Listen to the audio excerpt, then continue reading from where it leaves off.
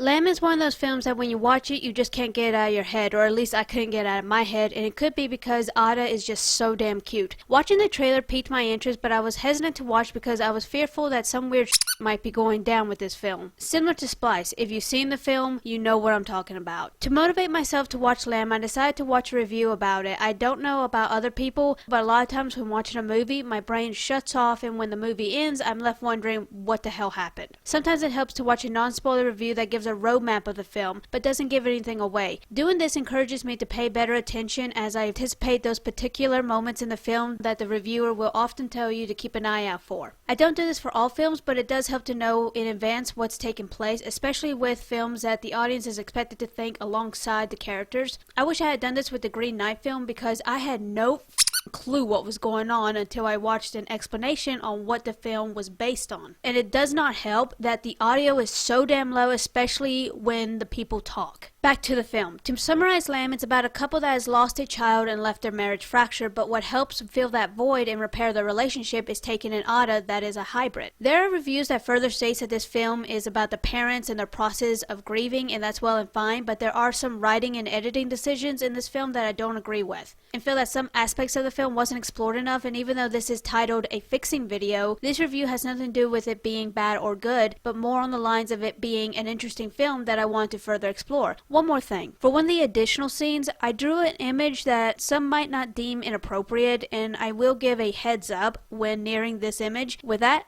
let's get started.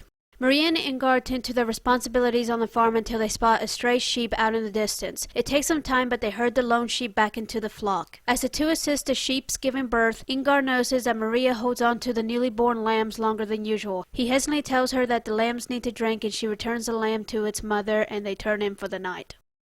First off, I apologize for butchering the names. I have tried very hard to listen for the names, but again, I apologize for mispronouncing them. Anyway, when it comes to the opening of the film, it's very ominous, and I kinda kept expecting something to happen, but it never did. The trailer came off as if something sinister was afoot, but it was kind of the opposite. Nothing too drastic happens until the very end. Knowing what happens, opening the film differently would give better context going further into the film, in my opinion. Also, there's been some complaints about the lack of dialogue in the film, especially between the couple, and clearly that was done to show how fractured their marriage has become since the loss of their child. Hence why I added the scene where Maria holds on to the lamb. Something else I had an issue with was how long it took for Ada to be born. 18 minutes. I understand that this is a slow-paced, slow-burn film and that additional time is used to introduce the characters and the setting, but I think they could have done all that in relatively half the time, if only to give more time to other parts of the film.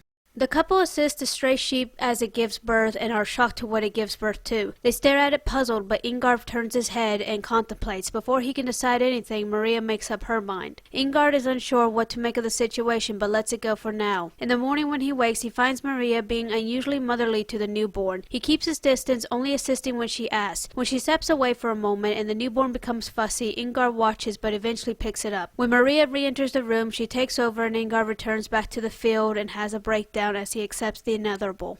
In the film, Maria almost immediately claims Ada as her own, but Ingvar comes off a little more reserved to the idea, with there only being a shot or two of his hesitancy, but eventually accepts it. My issue with this is that there wasn't that split second of doubt. What I mean by this is when it comes to deformed births with animals, there's always that thought, even if it's just for a moment, on whether it would be more humane to end it then and there, especially when it's unknown if it'll survive, even with the proper care. Since Ingvar was more hesitant in the film, I elaborated on it by having him look away and glance at the pitchfork. Also, given the messaging in the film, it dawned on me to alter the events and actions as to how each parent interacts with Ada. When it comes to the birth of a child, the mothers are usually the first parent to hold the child first. However, in the film, Ingvar is the one that hands Ada to Maria, which is a little condescending given that he's the one that's hesitant. That's why I had Maria hold Ada first of her own accord and then give Ingvar his moment to choose. I did like that they both participated with the birth, given that it does take two to make one. The mother sheep that gave birth to Ada relentlessly pursues Ada, and Maria has had enough. She refuses to lose Ada again and eliminates the threat.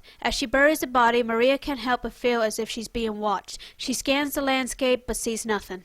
This is where things start to fall off the rails for me. The sheep that gave birth to Ada is unusually attached to her. I don't know anything about the psychology of sheep or animals in general, but to my knowledge, sheep aren't as aggressively attached to their offspring as this one was in the film. This had me wondering if this was due to the nature of the birth or if this sheep was not what it appeared, similar to Ada's biological father. I gravitated towards this particular theory because when the sheep ran off with Ada, it appeared to have intentionally taken her away from the farm and was waiting for something. It's kind of easy to forget that the sheep is a mother that does have a right to her child, and the constant pursuit shows there is a bond there that Maria severed out of grief and fear, which is understandable but still morbid as hell. P.S. Heads up, the image that I warned about is coming up, and if you don't want to see it, now's the time to click off.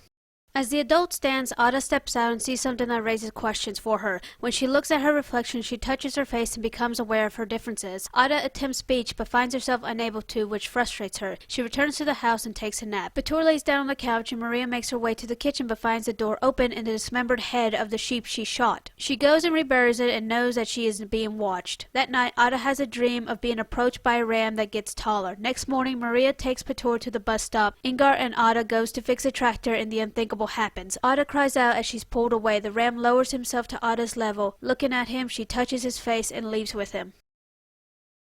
The introduction of Ingar's brother Batur was weird, especially with no context, but does give the opportunity to show an outsider's perspective into this unusual situation, and while he is an ass, he eventually grows fond of Ada, proving that Ingar and Maria's love for Ada isn't just out of grief. However, I do wish there was some hesitancy on revealing Ada to Batur, given that most wouldn't react so calmly and keep it to themselves, which hints that the couple may be somewhat delusional of their unique situation. I didn't mind Batur's character, but I was annoyed with his constant pursuit of Maria and even resorts to blackmailing her to have his way with her. I did not think this was at all necessary, especially since it happened after Maria and Ingar had appeared to repair their relationship when they consummated. I suppose Batur's character was to symbolize the couple's doubts, but when they consummated, that should have been confirmation that they were whole again as a couple and a family. If that was the case, then was Batur's pursuit of Maria revealing her lingering doubts, and when she sees him off, her doubts go with him? That makes no sense considering her killing Ada's biological mother confirms her commitment to raising Ada. I don't know. Maybe I'm just overthinking it.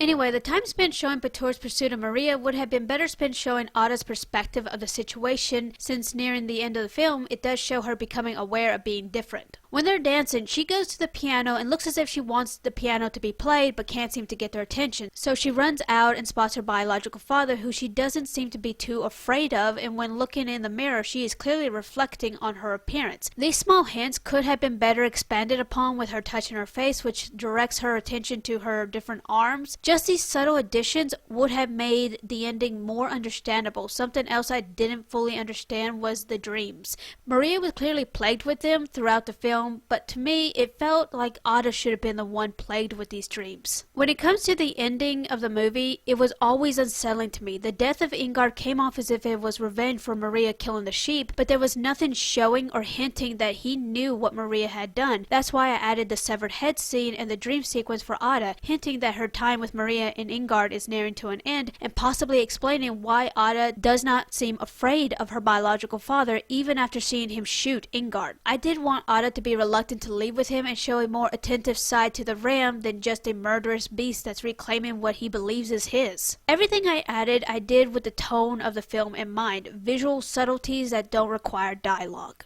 For those who watched the whole video, I'm sure you must be thinking, what was the big deal? The big deal is I wanted to cover all my bases so I don't get in trouble.